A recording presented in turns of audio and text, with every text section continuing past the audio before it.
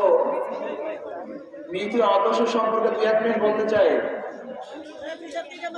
ইসলামী আন্দোলন বাংলাদেশ বিশ্বাস করে শুধু দেশ, দল, নেতা পরিবর্তনের মাধ্যমে মানুষের শান্তি আসতে পারে না।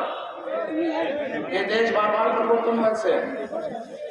এক সময় দেশ ব্রিটিশ শাসন করেছে, তাদের বিরুদ্ধে আন্দোলন করে আমরা স্বাধীন হয়েছিলাম। এদেশ ভারত শাসন করেছে, তাদের বিরুদ্ধে আন্দোলন করে পাকিস্তান করেছিলাম। এই দেশ একসময় পশ্চিম পাকিস্তানের শাসন করেছিল, তাদের বিরুদ্ধে আন্দোলন করে আমরা স্বাধীন হয়েছিলাম। দেশ বারবার পরিবর্তন হয়েছে, কিন্তু মানুষের ভাগ্যের পরিবর্তন হয়নি। এদেশে বহু দলের শাসন দেখেছি, আমরা মুসলিম লীগের শাসন দেখেছি, আওয়ামী লীগের শাসন দেখেছি, বিএনপি শাসন দেখেছি, জাতীয় পার্টির শাসন দেখেছি, জোট সরকারের শাসন দেখেছি, মানুষের ভাগ্যের পরিবর্তন দেখিনি। বহু নেতার শাসন দেখেছি, আমরা আইয়ুব খানের শাসন দেখেছিলাম, আমরা দেখেছি শেখ সাহেবের শাসন, আমরা দেখেছি জিয়াউর রহমান সাহেবের শাসন, আমরা দেখেছি সত্তার সাহেবের শাসন। শাসক হিসেবে দেখেছিলাম এরশাদ সাহেবকে, শাসন করেছে খালেদা জিয়া, শেখ হাসিনা, মঈনুদ্দিন, ফখরুদ্দিন। কোন উদ্দিনের শাসনই মানুষ শান্তি পায়নি, মুক্তি পায়নি। বৈষম্য দূর করার জন্য জুলাই আগস্টে আন্দোলন করেছিলাম, রাস্তায় ছিলাম, বুলেটের সামনে ছিলাম। বৈষম্য দূর হবে, মানুষ শান্তি পাবে, মুক্তি পাবে। যে দেশের মধ্যে চাঁদাবাজ থাকবে না, দুর্নীতিবাজ থাকবে না, খুনি থাকবে না, লুটেরা থাকবে না, আমার মা বোনেরা ধর্ষিত হবে না, বাংলাদেশের একজন মানুষ না খেয়ে আর থাকবে না, বাংলাদেশের একজন মানুষ বস্ত্রহীন থাকবে না, বাংলাদেশের কোন নাগরিক খোলা আকাশে নিচে ঘুমাবে না, বাংলাদেশের প্রত্যেকটা নাগরিকের শিক্ষা, চিকিৎসা, বাসস্থান, অন্ন, বস্ত্রের গ্যারান্টি হবে। প্রত্যেকটা মানুষ নিরাপদে রাস্তায় হাঁটতে পারবে, চলতে পারবে। আমার মা বোনেরা রাস্তায় বের হবে, ধর্ষিত হয়ে টিচিংয়ের শিকার হয়ে ঘরে ফিরবে না। বাংলাদেশের প্রত্যেকটা নাগরিক যেন শিক্ষিত হতে পারে, সেই ব্যবস্থা করা হবে। বাংলাদেশের প্রত্যেকটা ব্যবসায়ী চাঁদাবিহীন ব্যবসা করবে। বাংলাদেশের প্রত্যেকটা নাগরিকের বাক শক্তির স্বাধীনতা থাকবে, লিখনির স্বাধীনতা থাকবে। আমাদের সাংবাদিক বন্ধুরা তারা নিরঙ্কুশ সংবাদ পরিবেশন করবে।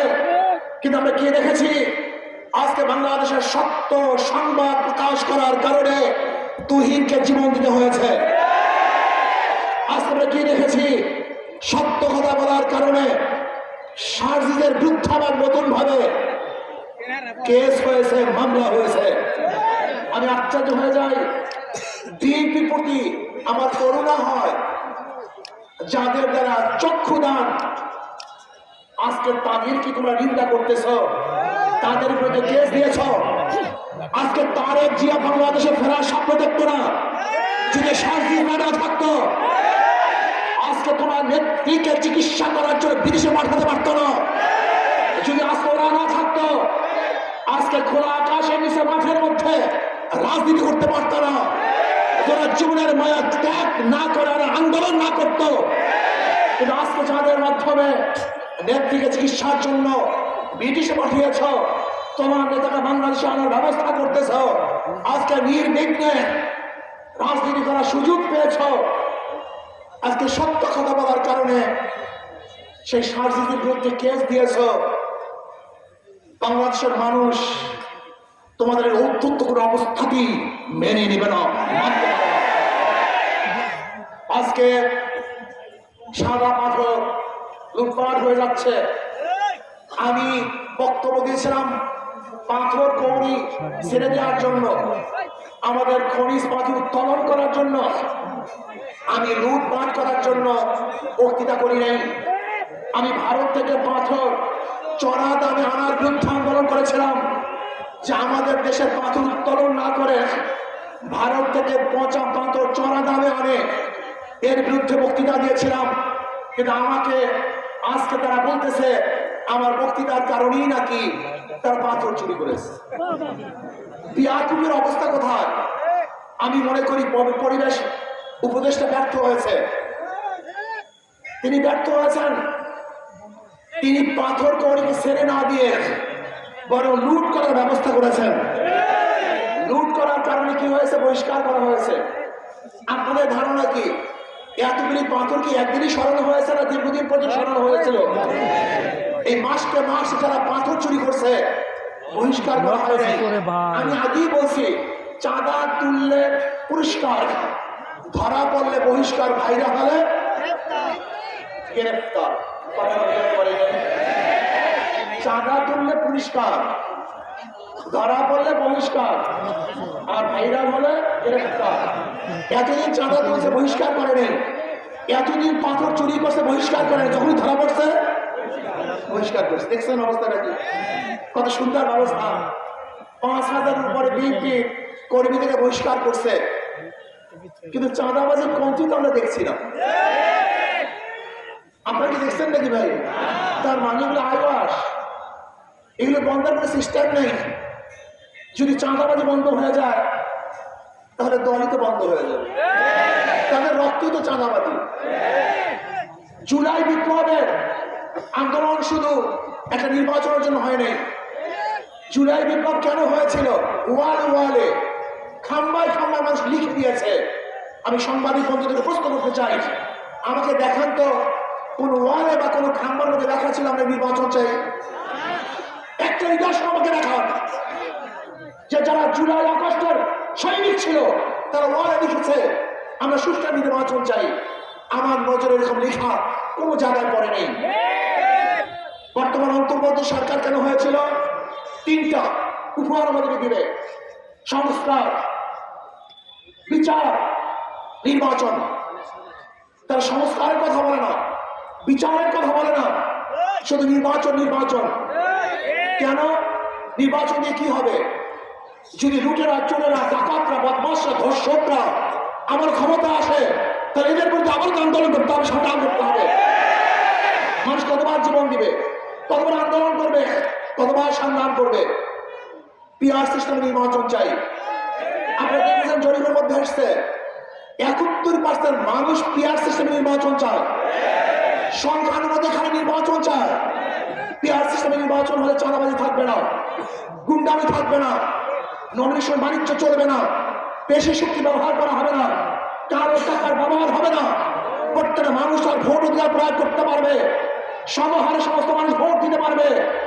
সমস্ত জনগণের সংসদ হবে, যে সংসদের মধ্যে সমস্ত দলের আদর্শ এবং নীতির মানুষ সংসদে থাকবে, তাদের বক্তব্য সেখানে তুলে ধরতে পারবে।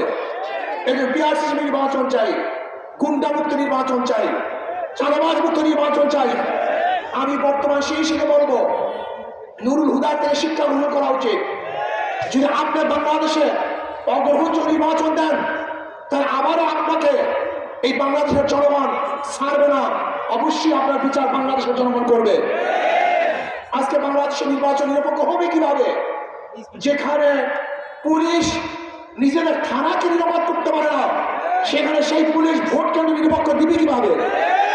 আমি বিশ্বাস করি আজকে প্রশাসনের যে অবস্থা, নিজেরা নিজেদের নিরাপত্তা নেই, সেখানে ভোটারদের নিরাপত্তা এই প্রশাসন কোনো অবস্থায় প্রদান করতে পারবে না। আজকে জুলুম, চাঁদাবাজি, অত্যাচার, খুন বেরিয়ে গেছে। আমি বাংলাদেশের জনগণকে বলবো, এ বি সি 13 জনই চোর, ক্ষমতা আছে এ, সে কি করবে? হটাও এ বসাও বি, সে কি করবে? হটাও বি বসাও সি, সে কি করবে? শুধু নেতা এবং দলের পরিবর্তন হয়েছে, আদর্শ নীতির পরিবর্তন হয়নি। আজকে চাঁদার হাতার পরিবর্তন হয়েছে, চাঁদার পরিবর্তন হয়নি। চাঁদাবাজদের চেহারার পরিবর্তন হয়েছে, চাঁদাবাজি পরিবর্তন হয় নাই। ধর্ষকদের চেহারার পরিবর্তন হয়েছে, ধর্ষণ বন্ধ হয়নি। এই লুটেরা, চোর, টাকা, বদমাশ যদি আমার ক্ষমতা আসে তাহলে এদেশের মানুষ কি যে বিপদে পড়বে আপনারা জানেন না। আল্লাহ না করুক, আল্লাহ না করুক, এই চাঁদাবাজ খুনিরা যদি আবার ক্ষমতা আসে, আওয়ামী লীগ যে দুঃশাসন উপহার দিয়েছে তার চেয়ে অনেক বেশি দুঃশাসন আপনারা ভোগ করার কোনো সন্দেহ নাই, কোনো সন্দেহ নাই, কোনো সন্দেহ নাই।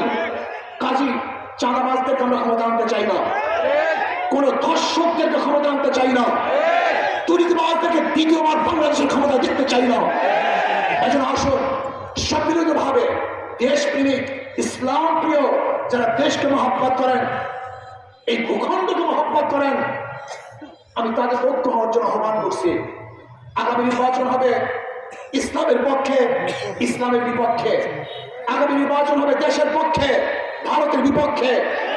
কারা ভারতের পক্ষে আর কারা দেশের পক্ষে, কারা ইসলামের পক্ষে আর কারা ইসলামের বিপক্ষে। এই দুই ভাগে গোটা বাংলাদেশ বিভক্ত হয়ে যাবে।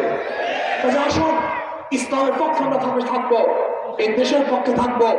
যারা ভারতের দালালি করবে, গোলামি করবে, বাংলাদেশ থেকে চিরতরে ভোটের মাধ্যমে তাদের প্রত্যাখ্যান করবে ইনশাআল্লাহ। প্রিয় ভাইরা আমার, আপনারা জানেন যারা নির্বাচন করে, নৌকা যারা নির্বাচন করে নৌকা চালাতে পারে না, যারা ধানের শীষ নির্বাচন করে ধান কাটতে পারে না, যারা নাঙ্গল নির্বাচন করে নিজেরা নাঙ্গল বইতে পারে না, কিন্তু হাত পাখা এমন একটা প্রতীক যে নির্বাচন করে তারাও ঘুরাতে পারে, যারা করে তারাও ঘুরাতে পারে। হাত পাখা এমন এক প্রতীক যারা মুসলমানরা ব্যবহার করে, হিন্দুরা ব্যবহার করে, খ্রিস্টানরা ব্যবহার করে, বড়লোকরা ব্যবহার করে, গরিবরা ব্যবহার করে, পুরুষরা ব্যবহার করে, মহিলারা ব্যবহার করে। তার প্রতীক কেউ বুকি নিয়ে ঘুমায় না, কিন্তু হাত পাখা এমন এক প্রতীক, সেই প্রতীক ঘুমের সময় বুকের উপরে থাকে, কলিজার উপরে থাকে। আমি বিশ্বাস করি কারেন্ট ফেল করে, হাত পাখা ফেল করে না। আমাদের এখানে প্রার্থী প্রফেসর হাফেজ মাওলানা আজিজুর রহমান সাহেব, আপনি কি ভেবেছেন তার শিক্ষা, তার দীক্ষা, তার চেহারা, তার আদর্শ, তার নীতি, এই সমস্ত যোগ্য লোকগুলি যখন নির্বাচিত হবে তখন চাঁদা মুক্ত দেশ উপহার দিতে পারবে, ধর্ষণ মুক্ত দেশ উপহার দিতে পারবে।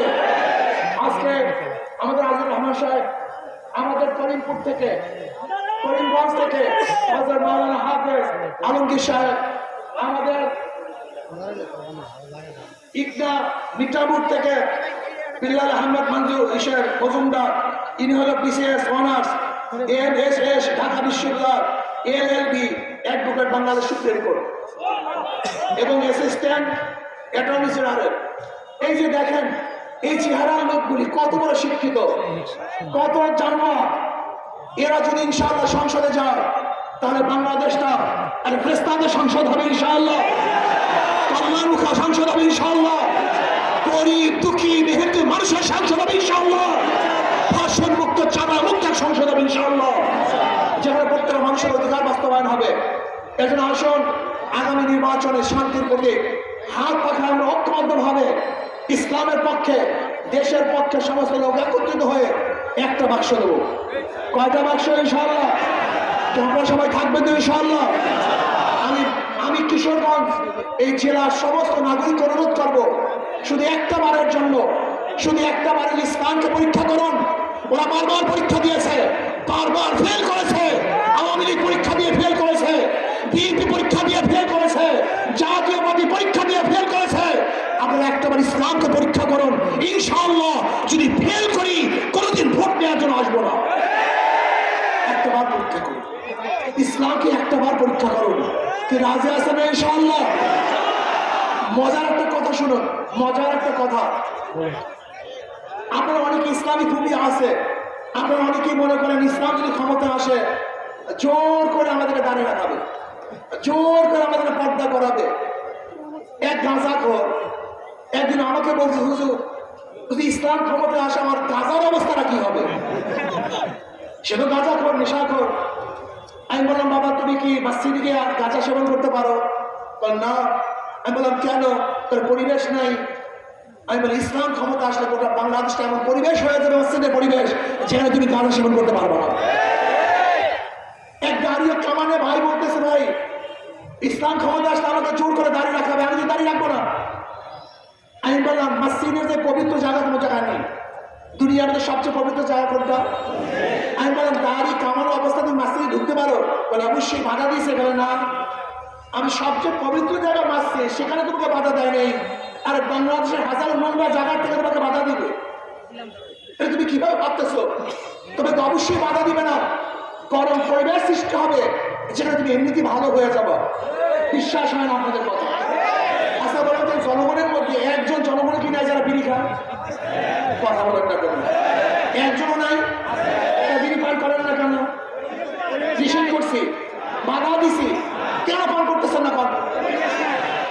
কি একবার মনে চাইছে একটা বিড়ি ধরাই? আমি তো নিষেধ করিনি। পরিবেশ পরিবেশ আপনাকে ভালো বানিয়ে দিয়েছে, বলে ঠিক না? ইসলামী হুকুমত আজকে পরিবেশকে দূষণ করে ফেলছে। আমি